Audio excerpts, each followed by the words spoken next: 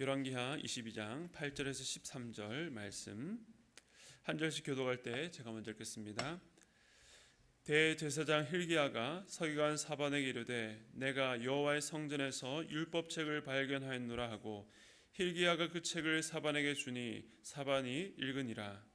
서기관 사반이 왕에게 돌아가서 보고하여 이르되 왕의 신복들이 성전에서 찾아낸 돈을 쏟아 여호와의 성전을 맡은 감독자의 손에 맡겼나이다 하고, 또 서기관 사반이 왕에게 말하 이르되 제사장 hil기야가 내게 책을 주더이다 하고 사반이 왕의 앞에서 읽음에 왕이 율법책의 말을 듣자 곧 그의 옷을 찢으니라. 왕이 제사장 hil기야와 사반의 아들 아히감과 미가의 아들 악볼과 서기관 사반과 왕의 시종 이사에게 명령하여 이르되 너희는 가서 나와 백성과 온 유다를 위하여 이 발견한 책의 말씀에 대하여 여호와께 물으라. 우리 조상들이 이 책의 말씀을 듣지 아니하며 이 책에 우리를 위하여 기록된 모든 것을 행하지 아니하였으므로 여호와께서 우리에게 내리신 진노가 크도다. 아멘. 네, 우린 지난주 이 므낫세의 통치에 대해서 함께 살펴보았습니다. 므낫세는 남유다의 역사 가운데 가장 오랫동안 통치한 왕이면서 남유다의 아합으로 불리며 역사상 가장 악했던 왕이라는 이 오명도 썼습니다. 경건한 아버지 히스기야가 어렵게 다시 재건했던 여호와 신앙을 다시 허물어뜨렸을 뿐만 아니라 가장 난잡한 우상 숭배로 유다를 그야말로 영적으로 깊은 수렁 가운데 빠뜨렸습니다. 비록 그가 나중에 아수르의 포로로 잡혀간 뒤에 늦게나마 정신을 차리고 돌아와서 회개하며 또 종교개혁을 잠시 일으켰지만 이미 엎질러진 유다의 운명을 돌이킬 수는 없었습니다. 오늘은 남유다 분열 왕국의 15번째 왕인데요. 우리 같이 한번 또 항상 늘 저만 하는데 한번 해볼까요? 르호보암, 아비야, 아사, 여호사밧, 여호람, 아하시야, 요아스, 아마샤, 우시야, 요담, 아하스, 히스기야, 므낫세, 아몬, 그다음에 요시야. 네, 감사합니다. 네, 요시야가 8살 때 왕이 되어서 31년간 다스렸습니다. 이전에도 요아스라는 왕이 7살 때 왕이 되어서 왕이 오른 적이 있었는데 그때 기억나십니까? 이 아합의 가문의 자녀였던 이 악녀 아달랴 때문이었습니다. 즉 어린 나이에 왕이 되었다는 것은 나라가 정상적이지 않고 위기 가운데 있다는 것을 의미하는 것이죠. 요시야의 아버지였던 또 므낫세의 아들이었던 아몬은 그의 아버지 므낫세와 같은 길을 걷다가 자신의 신복의 손에 의해서 2년 만에 암살당했습니다.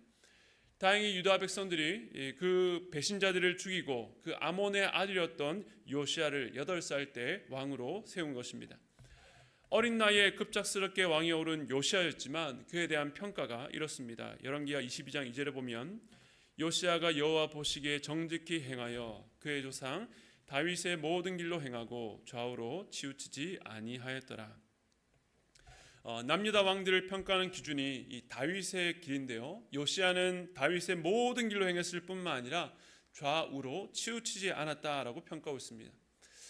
그의 자질로만 보면 남유다 역사 가운데 가장 훌륭하고 경건한 왕이라고 할 수 있습니다. 그런데 역대기 34장을 보면 요시야의 삶을 연령대별로 설명하고 있는데 통치 8년, 그러니까 그의 나이 16살 때에 비로소 다윗의 조상 하나님을 찾았다라고 기록하고 있습니다. 그리고 통치 12년이었던 20살 때에 유다와 예루살렘을 정결케 했다라고 말합니다. 그가 제거한 우상들이 유다와 예루살렘 안에 있는 산당과 또 바알 제단, 태양상과 아세라 목상, 각종 우상들이었는데 이렇게 무수한 우상들을 제거했다는 것은 그만큼 유다가 영적으로 매우 타락했음을 보여주는 것입니다. 요시야는 이 우상들을 빻아서 가루를 만들어서 우상을 섬겼던 그 제사장들을 죽인 무덤 위에 뿌렸습니다. 남유다의 우상들을 위한 장례식을 행한 것입니다. 이처럼 요시야가 물려받은 나라는 그의 아버지와 또 할아버지로 인해서 역사상 최악이었습니다. 요시야도 처음엔 너무나도 어렵고 또 힘도 없었습니다. 그러나 그가 나이를 먹어감에 따라서 자신이 할 수 있는 대로 차근차근 나라를 재정비해 나가는 모습을 보게 됩니다. 16 분별할 능력을 갖게 되었던 때부터 하나님을 적극적으로 찾았고 또 20살이 되었을 때는 더러운 우상들을 철저하게 없애는 개혁을 해냈습니다. 요시야 통치의 클라이막스는 오늘 우리가 다룰 부분인 요시야 통치 18년째인 그가 26살 때입니다. 이때가 그의 통치 가운데 대전환기라고 할 수도 있습니다. 하지만 하나님께서 요시야에 대해서 정직하고 다윗의 모든 길로 행했으며 좌우로 치우치지 않았다라고 평가하신 것을 보면 하나님께서 일방적이고 획일적인 잣대로 그의 삶을 평가하지 않으시고 그가 처한 상황과 여건 속에서 하나님 앞에 어떻게 반응했는가를 보셨다는 것을 알 수 있습니다. 마찬가지로 하나님께서는 이제 믿은 초신자나 오래 신앙생활한 사람들에게 동일한 결과물을 요구하지 않습니다. 그가 처한 환경과 또 그의 신앙적 성숙도에 따라서 하나님 앞에 신실하고 또 성실하게 반응했는지를 보십니다. 여러분의 16, 또 20살, 또 26은 어땠습니까? 안타깝게도 저는 그 나이를 다 지나버렸는데 또 여러분의 자녀들의 16, 20살이 또 어떻기를 기대하십니까? 여기 함께 예배드린 분들도 이 어린 아이에서부터 원수간 어른의 일까지 저마다 나이가 다르죠. 우리가 예수님을 알아온 만큼 우리의 신앙이 더욱더 자라가기를 바랍니다. 요시야처럼 하나님 앞에서 다윗의 모든 길로 행하며 최선의 것을 드리는 여러분 되시기를 축복합니다. 지금까지 요시야의 통치를 봐도 참 칭찬할 만했습니다. 그런데 아주 중요한 사건이 그가 26 되던 해에 일어납니다. 요시야는 유다와 예루살렘의 우상들을 제거한 뒤에 그의 아버지와 할아버지 때 허물어지고 쇠락한 성전을 수리할 마음을 갖게 되었습니다.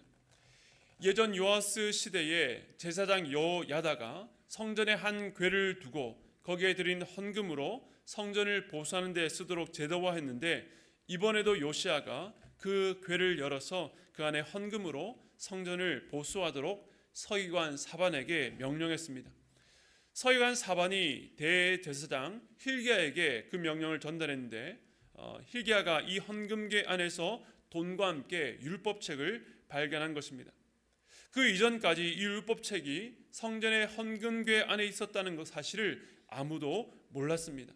심지어 대제사장까지 몰랐던 것입니다. 왜 율법책이 이 헌금궤 안에 있었을까요?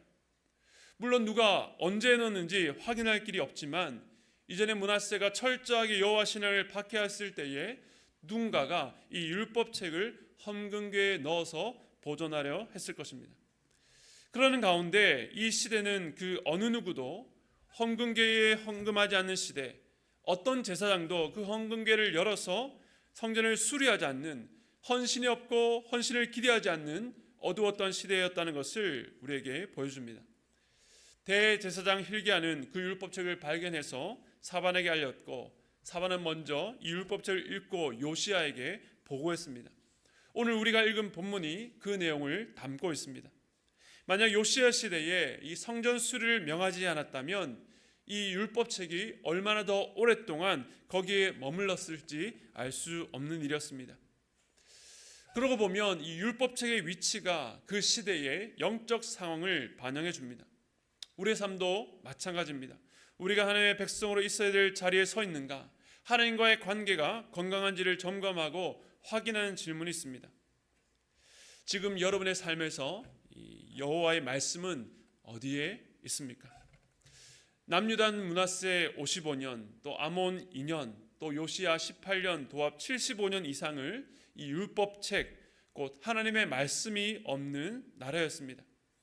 율법책이 어디에 있는지 찾는 이도 없었고 그 존재조차 까마득히 잊혀졌습니다. 그렇다면 이 율법책은 원래 어디에 있어야 했습니까? 요시야가 발견한 율법책은 모세오경입니다. 특히 신명기는 모세의 설교 모음집으로 이제 약속의 땅에 들어가서 살게 될 광야 2세대를 위한 교육서이자 또 언약갱신의 책이었습니다. 특별히 신명기 17장에 보면 앞으로 가나안 땅에 들어가서 이스라엘이 왕을 두게 될 터인데 이스라엘의 지도자 왕은 어떻게 이 백성들을 다스려야 되는가에 대해서 하나님께서 분명한 기준을 밝혀두었습니다. 먼저 이스라엘 왕에게 금지된 것 세 가지를 언급하는데 그것은 병마와 아내와 많은 아내와 은금이었습니다. 이 세 가지를 추구하면 결국 세상 왕과 똑같아질 수밖에 없다는 것입니다. 그리고 대표적으로 솔로몬 왕이 이 세 가지를 추구하다가 하나님과 멀어지게 되었고 결과적으로 그 다음 때인 르호보암 왕 때에 이스라엘이 남과 북으로 나뉘어지게 되었습니다. 하나님께서 이처럼 먼저 금지해야 될 것을 말씀하신 이후에 그들이 꼭 지켜야 될 것에 대해서 이렇게 말씀하셨습니다. 신명기 17장 18절에서 20절 말씀 우리 함께 읽겠습니다. 시작. 그가 왕위에 오르거든 이 율법서의 등사본을 레위 사람 제사장 앞에서 책에 기록하여 평생에 자기 옆에 두고 읽어 그의 하나님 여호와 경외하기를 배우며 이 율법의 모든 말과 이 규례를 지켜 행할 것이라. 그리하면 그의 마음이 그의 형제 위에 교만하지 아니하고 이 명령에서 떠나 좌로나 우로나 치우치지 아니하리니 이스라엘 중에서 그와 그의 자손이 왕위에 있는 날이 장구하리라. 아멘. 어떻게 하라고 합니까? 율법책의 등사본 즉 복사본을 왕 곁에 항상 두고 그 모든 율법의 말과 규례를 지켜 행하라고 말씀하셨습니다. 한 나라의 왕은 그 나라에서 가장 높고 존귀한 자입니다. 그러나 이스라엘의 왕은 자기의 생각과 판단대로 나라를 다스릴 것이 아니라 반드시 이 율법의 가르침에 먼저 자신을 복종하고 또 여호와 경외하기를 배우면서 그 말씀대로 살고 다스려야 했습니다. 즉 율법의 말씀을 이 나라를 통치하는 원리로 삼아야 했던 것입니다. 그런데 이 말씀을 들어야 될 사람은 꼭 왕만은 아니었습니다. 모세는 율법책이 계속 이스라엘 백성들 안에서 들려지기를 바라면서 이렇게 명령합니다. 신명기 31장 10절에서 13절 말씀 우리 한번 읽겠습니다. 시작. 모세가 그들에게 명령하여 이르기를 매 7년 끝해 곧 면제년의 초막절에 온 이스라엘이 내 하나님 여호와 앞 그가 택하신 곳에 모일 때에 이 율법을 낭독하여 온 이스라엘에게 듣게 할지니 곧 백성의 남녀와 어린이와 내 성읍 안에 거류하는 타국인을 모으고 그들에게 듣고 배우고 내 하나님 여호와를 경외하며 이 율법의 모든 말씀을 지켜 행하게 하고 또 너희가 유단을 건너가서 차지할 땅에 거주할 동안에 이 말씀을 알지 못하는 그들의 자녀에게 듣고 내 하나님 여호와 경외하기를 배우게 할지니라. 아멘. 그러니까 매 7년마다 모든 이스라엘 백성들 그가 타국인이라 할지라도 이 영내 함께 거류하는 자들이라고 한다면 이 율법의 말씀을 듣고 배워서 여호와를 경외하고 순종해야 했습니다. 아까 읽었던 왕과 똑같습니다. 즉 이 말씀은 왕뿐만 아니라 이스라엘 백성들 안에서 세대를 넘어서 전수되고 읽혀지고 계속해서 가르쳐야 했습니다. 그렇다면 이 원본은 어디에 두어야 했을까요? 이 책을 두어야 될 자리에 대해서 신명기 31장 24절에서 26절은 이렇게 밝힙니다. 모세가 이 율법의 말씀을 다 책에 써서 마친 후에 모세가 여호와의 언약궤를 매는 레위 사람에게 명령하여 이르되 이 율법책을 가져다가 너희 하나님 여호와의 언약궤 곁에 두어 너희에게 증거가 되게 하라. 이 율법책을 언약궤 곁에 두라고 말씀합니다. 언약궤가 무엇입니까? 이스라엘 진 가운데 있는 성막 그리고 그 안에서 거룩한 장소인 성소 그 중에서도 가장 거룩한 장소인 지성소 안에 언약궤가 있습니다. 성막이라고 하는 것은 하나님의 임재를 가시적으로 이스라엘 백성들에게 보여주는 역할을 했습니다. 그리고 실제적으로도 하나님은 그 백성 가운데 거하시면서 그들의 예배와 제사를 받으시고 죄인은 이스라엘을 용서하시고 그들로 하여금 거룩한 백성으로 살게 하셨습니다. 하나님 이처럼 이스라엘 적극적으로 하나님의 백성으로 삼기 위해서 성막 가운데에 언약궤 위에 임재하신 것입니다. 그렇다면 그 언약궤 곁에 율법책을 두었다는 것은 어떤 의미겠습니까?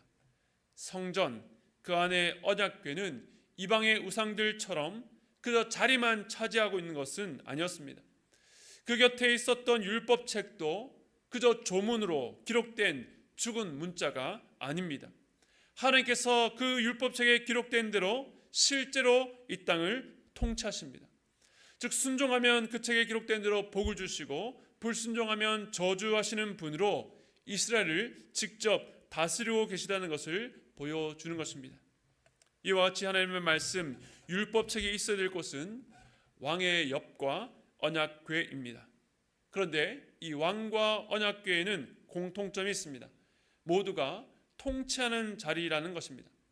기름 부음 받은 다윗의 자손이 왕 하나님을 대리하여서 이스라엘을 통치할 때에 또 성전 안에 있는 언약궤는 하나님께서 이스라엘을 실질적으로 다스리시는 왕으로 거하심을 보여주는 표지가 됩니다. 무엇을 말합니까? 하나님의 말씀이 마땅히 있어야 될 자리는 우리를 다스리는 자리, 우리의 삶에 있어서 가장 권위 있는 자리여야 한다는 것입니다. 하나님의 말씀은 그저 우리가 위로를 받거나 조언을 얻기 위해 존재하는 것이 아닙니다.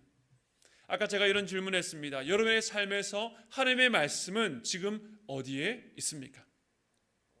하나님의 말씀이 있어야 될 자리는 어떤 물리적인 위치가 아니라 내 인생의 주인이시오 왕 되신 하나님께서 나를 다스리시며 내가 순종하고 따를 자리에 있어야 한다는 것입니다.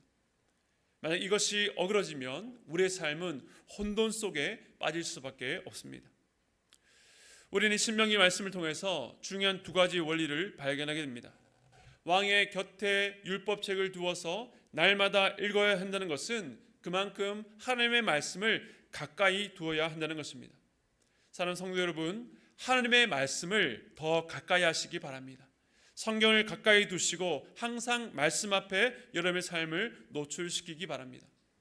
또한 언약궤 옆에 두었던 율법책은 매 7년마다 이스라엘 백성들 앞에서 낭독되어야 했습니다. 즉 하나님의 말씀을 정해진 때에 정기적으로 읽으셔야 합니다. 꾸준히 정기적으로 하나님의 말씀을 읽으시기 바랍니다. 이처럼 거리와 빈도, 즉 하나님의 백성들은 하나님의 말씀을 가까이 두고 날마다 일정한 분량을 정기적으로 읽으면서 그 말씀에 통치하에 순종하고 살아야 한다는 것입니다. 이제 그 말씀 앞에서 요시야가 어떻게 반응했는지 보겠습니다. 요시야는 사반이 율법책을 낭독했을 때에 이렇게 반응했습니다. 열왕기하 22장 11절 말씀 우리 함께 읽겠습니다. 시작. 왕이 율법책의 말을 듣자 곧 그의 옷을 찢으니라. 왜 요시야가 옷을 찢었을까요? 성경에서 옷을 찢는다는 표현은 이 슬픔과 참담함을 표현하는 행위입니다. 정황상 요시야 왕은 아마도 신명기 28장에 이 복과 저주에 대한 말씀을 들었던 것으로 생각됩니다. 그 중에서 62절과 63절 두 구절만 보면요, 제가 읽겠습니다. 너희가 하늘의 별같이 많을지라도 내 하나님 여호와의 말씀을 청종하지 아니하므로 남는 자가 얼마 되지 못할 것이라. 여호와께서 너에게 선을 행하시고 너를 번성하게 하시기를 기뻐하시던 것 같이 이제는 여호와께서 너희를 망하게 하시며 멸하시기를 기뻐하시리니 너희가 들어가 차지할 땅에서 뽑힐 것이요. 우리가 신명기 28장을 읽어보면 이 복에 대한 말씀보다 저주에 관한 말씀이 훨씬 더 깁니다. 요시야가 이 말씀을 듣고 지금까지 남유다가 걸어왔던 길, 특히 최근 몇십 년 동안에 여호와의 말씀을 청종하지 않은 것, 아니 아예 여호와 율법책이 어디 있는지도 몰랐던 그 영적 현실을 돌아보니 너무나도 참담했을 것입니다. 이제 유다의 운명은 우리가 방금 읽었던 말씀처럼 멸망당해서 그들이 차지했던 땅에서 뽑힐 일만 남은 것입니다. 유다를 향한 하나님의 진노를 깨닫게 되자 요시야의 마음이 낮아졌습니다. 그 하나님의 진노 앞에서 요시야는 회개하면서 자기가 왕으로 살 수 있는 일을 행합니다. 그것은 바로 다시 한번 그 땅 가운데 있었던 우상을 없애는 종교 개혁이었습니다.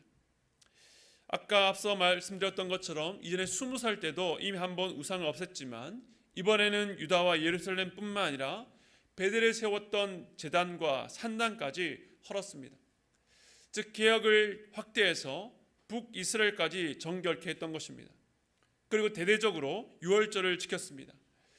열왕기 기자에 따르면 사사가 이스라엘 다스리던 시대부터 지금까지, 그러니까 모든 왕들 가운데에서 가장 철저하게 유월절을 지켰다고 기록합니다. 특히 요시야 왕은 유월절 예물로 자신이 가장 먼저 자신의 소유 중 어린 양과 어린 염소 3만 마리와 수소 3천 마리를 내었습니다. 그러자 다른 방백들과 레위인들도 수천 마리의 제물을 하나님께 드렸습니다. 이러한 헌신은 하나님의 말씀으로 마음이 부드러워진 자가 드릴 수 있는 것이었습니다. 요시야는 이처럼 잊혀졌던 말씀이 그 앞에 나타나서 그에게 들려질 때에 다시 한번 철저히 마음을 낮추고 그 말씀이 요구하는 바대로 철저히 순종하며 하나님 앞에 기쁨으로 자신의 귀한 것을 드려서 헌신했습니다. 철저한 순종과 기쁨의 헌신은 말씀 앞에 서 있는 자들이 보이는 마땅한 반응입니다. 우리가 말씀 앞에 설 때에 받는 복이 물론 있지만 우리가 그것보다 주목해야 될 것은 우리가 그 말씀 앞에 순종하고 있는가, 그리고 받은 은혜에 기쁨으로 헌신하고 있는지를 우리가 점검해 보아야 하는 것입니다. 이렇게 말씀 앞에 반응하는 요시야의 모습이 우리가 볼 때는 어떻게 보면 자연스럽고 당연하게 보일지 모르겠지만 사실 이 모습은 당시로 볼 때에 너무나도 낯설고 드문 일이었습니다. 많은 유다의 왕들이 하나님의 말씀을 듣고도 무시했습니다. 한 예로 요시야의 아들이었던 여호야김이 왕으로 다스릴 때에 이제는 진짜 임박한 유다의 멸망을 앞두고 있었습니다. 그런데 하나님께서는 그때에도 그들을 포기하지 않으시고 선지자 예레미야를 통해서 하나님의 말씀을 전했습니다. 지금이라도 회개하고 돌이킨다면 그들의 악과 죄를 용서하시겠다는 말씀이었습니다. 예레미야가 당시에 붙잡혀 있었기 때문에 바룩이라는 사람을 시켜서 하나님께서 들려주신 말씀을 두루마리에 기록해서 금식일에 여호와의 성전에서 백성들에게 전하도록 했습니다. 바룩이 성전 앞에서 이 책을 낭독했고 이 말씀을 들었던 고관들이 왕에게 알리니까 왕은 그 두루마리를 가져다가 읽도록 시켰습니다. 그런데 이 두루마리를 말씀을 듣던 여호야김이 어떻게 행했는가? 예레미야 36장 23절 이렇게 말합니다. 우리 함께 읽겠습니다. 시작. 여호디가 선호 쪽을 낭독하면 왕이 면도칼로 그것을 연하여 베어 활로 불에 던져서 두루마리를 모두 태웠더라. 이처럼 여호야김은 마지막 하나님의 회개 요청이 담긴 말씀을 읽고도 그것을 하나씩 베어서 불에 태워버렸습니다. 앞서 요시야의 모습과 완전히 대조됩니다. 진노의 말씀을 듣고 그 앞에 마음이 부드러워져서 옷과 마음을 찢었던 요시야. 그러나 그의 아들 여호야김은 회개 요청을 듣고도 오히려 그 두루마기를 찢어서 모두 불태웠습니다. 요시야 이전에 말씀을 잃어버린 시대로 돌아간 것입니다. 그러나 하나님의 말씀은 여호야김이 찢어서 불태웠다고 효력이 없어지는 것은 아닙니다. 그 마음이 완악하여 듣지 않겠다고 해서 소용없어지는 것도 아닙니다. 하나님의 말씀은 여전히 운동력이 있어서 역사하시는 살아있는 말씀입니다. 그렇다고 한다면 그 말씀 앞에서 우리가 취해야 될 태도는 무엇입니까? 먼저는 마음을 찢는 것입니다. 그 말씀 앞에 높은 마음으로 교만히 판단하고 취사 선택하는 것이 아니라 우리를 다스리시는 말씀 앞에서 겸손한 마음을 갖는 것입니다. 여호야김을 비롯해 많은 유다의 왕들이 완악한 마음으로 말씀을 대적했습니다. 마치 애굽의 바로왕처럼 그들의 마음이 완악해져서 10가지 재앙으로 무너지는 애굽을 보면서도 하나님 앞에 대항했습니다. 완악한 자의 어리석음입니다. 그런데 말씀 앞에 겸손해지는 것은 결코 쉬운 일이 아닙니다. 내가 마음을 먹는다고 겸손해질 수 있는 것도 아닙니다. 그러나 우리가 이 말씀이 생명의 말씀이요 내 삶을 다스릴 하나님의 말씀이라고 고백하면서 겸손히 주님의 은혜를 구할 때에 성령께서 우리의 딱딱해진 마음을 부드럽게 바꾸실 것입니다. 우리가 우리의 마음을 바꾸는 것이 아니라 하나님께서 우리의 마음을 변화시키시는 것입니다. 사실 이 부분은 목사인 저도 참 쉽지 않습니다. 내가 하나님의 자녀로 내가 순종할 말씀을 먹고 마시는 것이 아니라 어디를 읽어도 직업병처럼 설교 대지가 무엇인가, 무엇을 전해야 되는가라는 생각이 먼저 듭니다. 이 부분이 제가 목사로 마음이 굳어질 수 있는 마음이라고 생각합니다. 그래서 말씀을 대할 때마다 전할 말씀이 아니라 제가 들을 말씀을 주시도록 간구합니다. 이것이 저의 싸움입니다. 여러분의 싸움은 무엇입니까? 여러분의 말씀의 자리는 어디에 있습니까? 혹시 잊혀져 있거나 저 구석에 제껴두었다면 다시 하나님의 말씀 앞에 서시기 바랍니다. 그리고 그 말씀을 여러분의 삶에 제일 권위 있는 자리, 여러분의 생각과 판단을 그 앞에 순종할 수 있는 자리에 두시기 바랍니다. 가까이 두시고 정기적으로 읽으시기 바랍니다. 말씀 앞에 설 때에 부드러운 마음 주시기를 간구하시기 바랍니다. 요시야의 삶에 대한 평가를 보면 마지막에 좌우로 치우치지 않았다는 것입니다. 좌우로 치우치는 삶이란 기웃거리는 삶입니다. 우리의 삶이 그르치고 낭패를 만나고 어려움을 만났을 때에 우리가 기웃거리는 것이 아니라 우리가 말씀을 붙잡지 않는다면 우리는 기웃거리는 삶을 살아갈 수밖에 없습니다. 어떤 때는 하나님의 말씀을 듣는 것 같다가 또 세상의 소리와 또 마음에서 불안한 소리들이 올라올 때에 마음이 금방 낙심되어서 여기저기로 좌우로 치우치게 되는 것입니다. 여러분에게 말씀의 자리가 어딘지를 확인해 보시기 바랍니다. 그 말씀을 붙들고 나아가면 우리의 삶이 어떤 환경을 만나든지 간에 주님 앞에서 한 방향을 향해서 좌우로 치우치지 않고 그 말씀을 향해 나아갈 줄로 믿습니다. 또한 그 말씀이 우리의 삶을 붙잡아서 생명의 길로 하나님께 기뻐하시는 삶으로 반드시 인도하실 것입니다. 성령 하나님께서 여러분의 마음을 부드럽게 하시며 그 말씀의 열매를 맺는 삶이 되기를 축복합니다. 그래서 주 안에서 이 말씀으로 말미암아 날마다 여러분의 인생이 더욱더 자라가면 자라갈수록 영적으로도 성장해가는 삶이 되시기를 주님의 이름으로 축복합니다.